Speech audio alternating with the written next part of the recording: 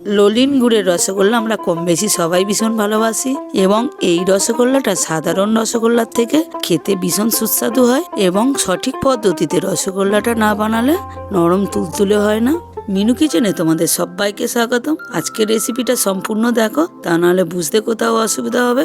এই রেসিপিটার মধ্যে ছোট্ট ছোট্ট বিষয়গুলো যদি না ঠিকমতো ফলো করা হয় তাহলে রেসিপিটা পারফেক্ট হবে না। ছানাটা কাটাবার জন্য আমি এখানে পাতিলেবু ব্যবহার করছি, তোমরা চাইলে ভিনিগারও ব্যবহার করতে পারো। ভিনিগার দিয়ে ছানাটা কাটালে সেই ক্ষেত্রে ভিনিগারের মধ্যে একটু জল মিশিয়ে নিতে হবে, নিয়ে অল্প অল্প করে দিয়ে ঠিক এইভাবে ছানাটা কাটাতে হবে। পাতিলেবু দিয়ে রসটা কাটালে সেই ক্ষেত্রে অল্প অল্প করে পাতিলেবুর রসটা দিয়ে ঠিক এইভাবে ছানাটা কাটিয়ে নিতে হবে, তবেই পারফেক্ট হবে। ছানাটা জল দিয়ে ধুয়ে নিলে ছানার মধ্যে থাকা টক ভাবটা কেটে যাবে। একটা পরিষ্কার কাপড়ের মধ্যে জলটাকে ঝাড়িয়ে নিতে হবে, নিয়ে হালকা হাতে এইভাবে চিপে চিপে জলটাকে বের করতে হবে। বেশি চিপে জল বের করতে গেলে ছানাটা ড্রাই হয়ে যাবে, রসগোল্লাটা সঠিকভাবে তৈরি হবে না। তোমরা চাইলে ছানাটাকে কোনো কিছুর মধ্যে একটু ঝুলিয়ে রাখতে পারো, এতে সম্পূর্ণ জলটা ঝরে যাবে।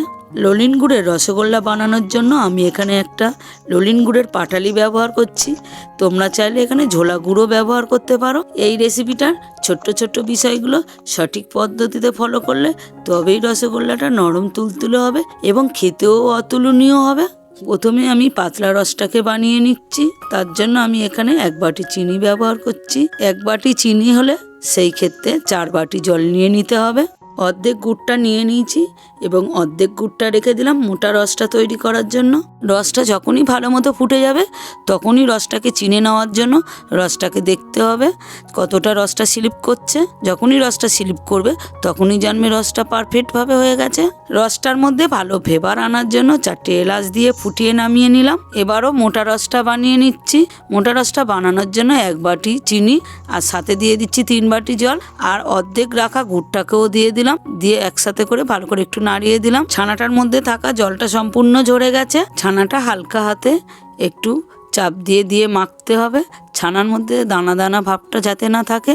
মাখা যতটা ভালো হবে রসগোল্লা তবেই নরম হবে। বেশি ড্রাই করে মেখে ফেললে রসগোল্লাটা নরম হবে না, সেক্ষেত্রে রসগোল্লাটা শক্ত হবে। 1/2 টেবিল চামচ একটু ময়দা মিশিয়ে দিলাম। সম্পূর্ণ ছানাটা মেখে রেডি করে নিলাম। ছানার বল তৈরি করার জন্য আমি হাতে একটু সাদা তেল লাগিয়ে নিচ্ছি, তোমরা চাইলে এখানে ঘিও লাগিয়ে নিতে পারো।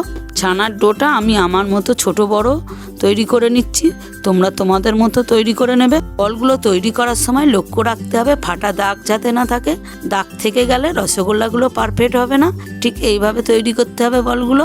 সমস্ত বলগুলো ঠিক একই রকম ভাবে তৈরি করে নিচ্ছি। রসটা একটু ফুটতে শুরু করেছে, রসগোল্লার বলগুলো দিয়ে দিলাম, দিয়ে হাই ফ্লেমে কিছুক্ষণ ফুটিয়ে নিতে হবে। এখানে রেসিপিটা কিন্তু শেষ নয়, এখানে কিছু গুরুত্বপূর্ণ বিষয় আছে। 15 মিনিট পর পর অবশ্যই একটু লক্ষ্য রাখতে হবে রসগোল্লাগুলো ফেটে গেছে কিনা। ফেটে গেলে সেক্ষেত্রে অল্প একটু ময়দা একটু জলে গুলে ওপর দিয়ে হালকা করে একটু ছড়িয়ে দিতে হবে। যদি মনে হয় ঠিক এইরকম ভাবে রসগোল্লাগুলো ফুলে গেছে তাহলেই মনে করতে হবে রসগোল্লাগুলো পারফেক্ট হয়েছে। আবারও 10 মিনিট অন্তর অন্তর একটু করে ঢাকা দিয়ে দিয়ে ঠিক এইভাবে কুক করে নিতে হবে এবং অল্প অল্প করে গরম জলটা প্রত্যেকটা রসগোল্লার মধ্যে দিয়ে দিতে হবে। এটা কিন্তু একবারে দিয়ে দিলে হবে না, 2-3 বার ধরে ধরে এইভাবে ফুটন্ত জল একটু করে রসগোল্লার মধ্যে দিয়ে দিতে হবে। এইভাবে রসগোল্লাটা একটানা 40 মিনিট রসের মধ্যে ফুটিয়ে নিতে হবে এবং মাঝের মধ্যে 10 মিনিট 15 মিনিট অন্তর অন্তর ফুটন্ত জল এইভাবে দিয়ে দিতে হবে। একটা বাটির মধ্যে অল্প একটু গরম জল নিয়ে নিচ্ছি রসগোল্লাটা পারফেক্ট হয়েছে কিনা দেখার জন্য। রসগোল্লাটা তুলে দেখতে হবে যে জলের মধ্যে যতক্ষণ না ডুবে যাচ্ছে ততক্ষণ না রসগোল্লাটা পারফেক্ট তৈরি হবে না। রসগোল্লাটা যদি গরম জলের মধ্যে ডুবে যায় তবেই মনে করতে হবে রসগোল্লাটা পারফেক্ট হয়েছে, আর যদি না ডোবে তাহলে মনে করতে হবে রসগোল্লাটা আরও কিছুক্ষণ ফুটিয়ে নিতে হবে। 40 মিনিট ফোটানোর পরে রসগোল্লাটা সম্পূর্ণ তৈরি হয়ে গেছে। গ্যাসটাকে বন্ধ করে দিলাম। আগে থেকে তৈরি করে রাখা পাতলা রসটার মধ্যে রসগোল্লাগুলো দিয়ে দিতে হবে। সমস্ত রসগোল্লাগুলো দিয়ে 5 ঘন্টা এইভাবে ঢাকা দিয়ে রেখে দিলাম। 5 ঘন্টাও রাখতে পারো, তোমাদের হাতে যদি সময় থাকে সারা রাতও রাখতে পারো। এতে রসগোল্লার মধ্যে পারফেক্ট মিষ্টিটাও হবে এবং খেতেও খুব সুস্বাদু হবে। শীতকালের এই ললিন গুড়ের রসগোল্লাটা আশা করছি তোমাদের অনেক ভালো লেগেছে। এই রেসিপিটা যদি তোমাদের ভালো লেগে থাকে অবশ্যই একটা লাইক কমেন্ট ও নিজের আপনজনদের কাছে শেয়ার করো। চ্যানেলে যদি নতুন হয়ে থাকো চ্যানেলটাকে অবশ্যই সাবস্ক্রাইব করে আমাদের পাশে থেকো। পুরো অসাধারণ।